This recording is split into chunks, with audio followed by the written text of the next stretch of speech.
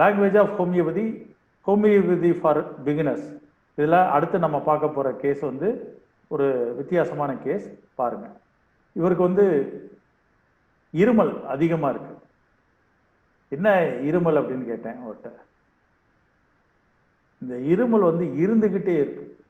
நான் அவர்கிட்ட கேட்டேன், படுக்கும்போது எப்படி இருக்கு, உட்கார்ந்து இருக்கும்போது எப்படி இருக்கு, நின்றுட்டு இருக்கும்போது, பேசும்போது எப்படி இருக்குன்னா, அவர் ஒரே வார்த்தை, இருந்துகிட்டே இருக்கு சார். இந்த சளி என்ன கலர்ல வருதுன்னு கேட்டேன், கிரீன் கலர். அப்ப காஃப் இருந்துகிட்டே இருக்கு, delusion being injured, present continuous tense. அதுக்கடுத்து கிரீன் கலர் எக்ஸ்பெக்டரேஷன். இந்த 3 எடுத்துட்டீங்கன்னா சல்ஃபர் வரும்.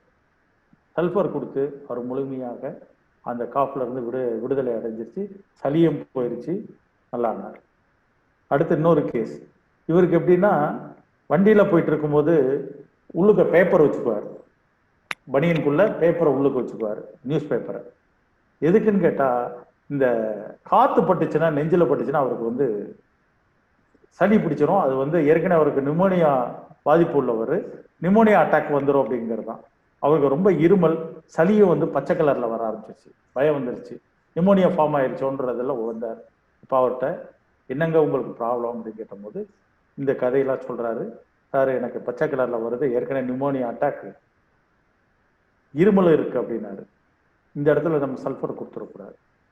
ஏன்னு கேட்டீங்கன்னா, இங்க வந்து ஓப்பன் ஏர் அக்ரவேஷன். அதனாலதான் இந்த காத்து சில், அதை சில் ஏர், கூல் ஏர் அக்ரவேஷன் நெஞ்சில பட்டுச்சுன்னா அதிகமாயிரும். இதை ஒன்றுல கணக்கில் எடுத்துக்கணும். அப்புறம் கிரீன் கலர் எக்ஸ்பெக்டரேஷன், நிமோனியா கணக்கில் எடுத்துக்கணும்.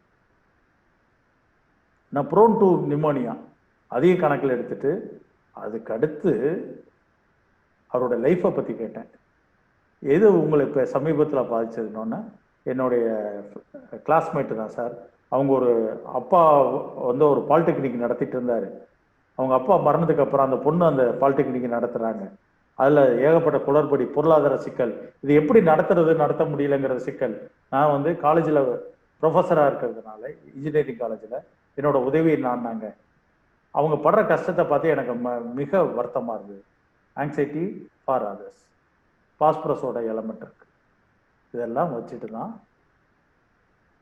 ஸ்கால்டன் அடிப்படையில் பார்த்தீங்கன்னா பாஸ்பரஸ் எலமெண்ட் இருக்கு.